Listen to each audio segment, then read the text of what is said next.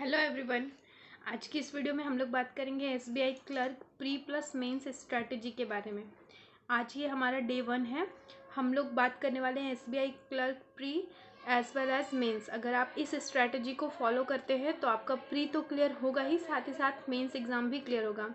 Pre के लिए हमारे पास ऑलमोस्ट 20 डेज़ का टाइम है, तो हम 20 डेज़ में कवर करेंगे कि हमारा प्री कैसे निकले, और बाकी के 30 डेज़ में हम मेंस को फोकस करेंगे कि हमारा मेंस कैसे निकले। तो ये प्री का जो 20 डेज़ का स्ट्रैटेजी है, 20 डेज स्ट्रैटेजी, इसका ये आज पहला दिन है। डेली टू डू लिस्ट अगर आप इस चीज़ को फॉलो करते हो तो डेफिनेटली 100% है कि आपका प्रीलिम्स क्लियर होगा। इस तरह से मैंने अपने कई सारे प्रीलिम्स क्लियर किए हैं। तो बिना टाइम को वेस्ट किए हम लोग स्टार्ट करते हैं। एक बार आप लोग वीडियो को ज़रूर देखिएगा। अगर आपको पसंद आए तो इस चीज़ को ज़रूर फॉलो करके देखिएगा। 20 डेज़ में आपकी प्रीलिम्स ज़रूर क्लियर होगी, अगर आप बिगिनर हैं तब भी, और अगर आप ऑलरेडी प्रिपेयरिंग है तब भी। किसी वजह से अगर आपका सिलेक्शन रुक रहा है तो इस चीज़ को आप फॉलो करके देखिए, 100% वर्क करेगा। स्टार्टिंग में मैंने 6 से 8 का टाइम रखा है, सुबह 6 से 8। आप इसे अपने अकॉर्डिंग रख सकते हैं। टाइम मैंने अपने अकॉर्डिंग रखा है, तो आप इसे अपने अकॉर्डिंग चेंज कर सकते हैं। बट जो ड्यूरेशन मैंने दिया है उसे उतनी ही ड्यूरेशन में करने की कोशिश कीजिएगा। हो सकता है किसी को कम समय लगे इस सारी चीज़ें करने में, किसी को ज़्यादा समय लगे, वो आप अपने अपने अकॉर्डिंग एडजस्ट कर सकते हैं। तो मॉर्निंग में हमारा माइंड जो है एकदम फ्रेश होता है, सेट होता है। तो हम कोई भी चीज़ जब पढ़ते हैं तो हमें जल्दी लर्न होती है, इसलिए मैंने मॉर्निंग का टाइम लर्न करने वाली चीज़ों के लिए रखा है, जो कि है करंट अफेयर। सबसे पहला most important part current affair. हम अभी प्रीलिम्स की तैयारी कर रहे हैं, प्रीलिम्स में ज़्यादा फोकस करेंगे, बट हमारा करंट अफेयर एंड इंग्लिश का एडिटोरियल ये नहीं छूटना चाहिए। ये बहुत ही काम आएगा आगे मेंस में हमारे पास। तो पहला काम हमें क्या करना है, वीकली करंट अफेयर मैं प्रेफर करती हूँ। डेली का जो करंट अफेयर आता है वो काफ़ी बड़ा होता है, कंटेंट पढ़ने में मुश्किल हो सकती है, इसलिए मैं वीकली करंट अफेयर प्रेफर करती हूँ। अफेयर क्लाउड ऐप है, उस पर वीकली आपका करंट अफेयर आता है, आप उसे पढ़िए। आपको मॉर्निंग में उठकर सिर्फ रीड करना है। आपको नोट्स अगर लगती है, ज़रूरत लगती है, नीड है तो आप बना सकते हो, बट आपको सिर्फ उसमें करंट अफेयर को एक बार रीड करना है। मैं अभी अप्रैल का मंथ बता रही हूँ आप लोगों को, अप्रैल का फर्स्ट वीक, क्योंकि हम अगर करते हैं तो अप्रैल, मई, जून एंड जुलाई 4 मंथ सफिशिएंट है। इसके अलावा कहते हैं 6 मंथ, तो आपके पास अगर टाइम बचे तो आप लास्ट 2 मंथ्स के कर सकते हैं, बट अभी यहाँ से इस चीज़ को करें तो आपके लिए ज़्यादा बेनिफिशियल होगा। तो हम अप्रैल से करेंगे, अप्रैल का फर्स्ट वीक 1 to 7 अप्रैल हम वीकली करंट अफेयर पीडीएफ को एक बार रीड कर लेंगे। उसके बाद टेबल 1 से 30 तक लर्न करने की कोशिश करेंगे, स्क्वायर 1 से 30 तक एंड क्यूब 1 से 20 तक, जो कि आपको बहुत ज़्यादा हेल्प करेगा क्वांटिटेटिव एप्टीट्यूड में।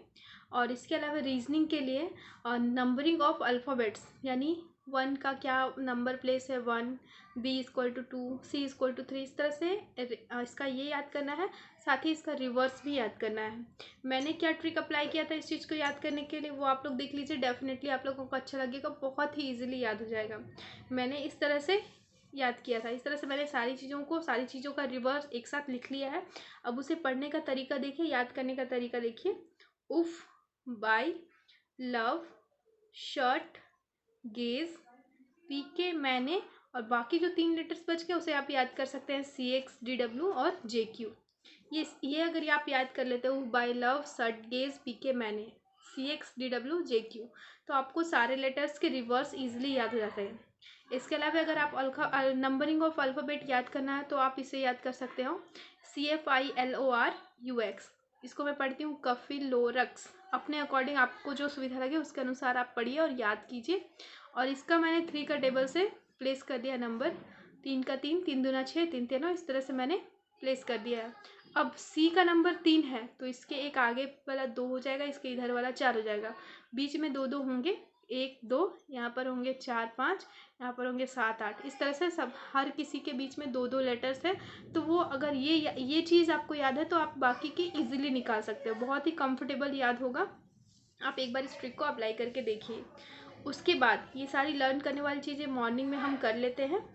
एक दिन में आपको याद नहीं होगी, आप डेली बस रीड कीजिएगा तो वो अपने आप ऑटोमेटिक आपको याद हो जाएगी। सेकंड हमारा काम क्या होगा, ब्रेक लेना होगा। ब्रेक लेने के बाद 10 से 12 बजे हम द हिंदू का एडिटोरियल पार्ट पढ़ेंगे। द हिंदू न्यूज़पेपर का एडिटोरियल पार्ट पढ़ेंगे, और जो भी हार्ड वर्ड्स हमें मिलेंगे उसके मीनिंग, सिनोनिम्स एंड एंटोनिम्स, ये सारी चीज़ें हम इंग्लिश में नोट करेंगे, एक डायरी मेंटेन करेंगे।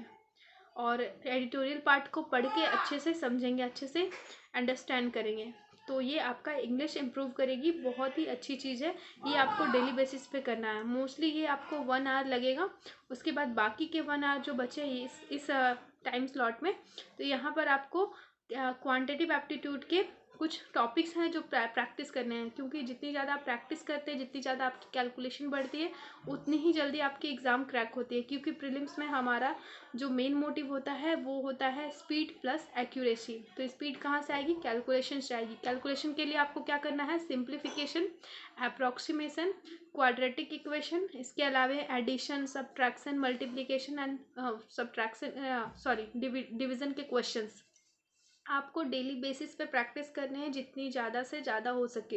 एटलीस्ट 10 क्वेश्चन डेली बेसिस पे तो करना ही करना है। नेक्स्ट टाइम स्लॉट आप ब्रेक लेने के बाद 4 से 5 कर सकते हैं, या फिर अपने अकॉर्डिंग टाइम स्लॉट रख सकते हैं। नेक्स्ट 1 आवर में आपको क्या करना है? आपको प्रीवियस ईयर पेपर अटेम्प्ट करने हैं। ये सबसे इम्पॉर्टेंट पार्ट होता है किसी भी एग्ज़ाम को क्रैक करने के लिए। प्रीवियस ईयर पेपर हमें देखने से ये आइडिया लग जाता है कि एग्जामिनर किस तरह के क्वेश्चन पूछ रहा है, क्या पैटर्न है, किस टॉपिक से कितने क्वेश्चन आ रहे हैं।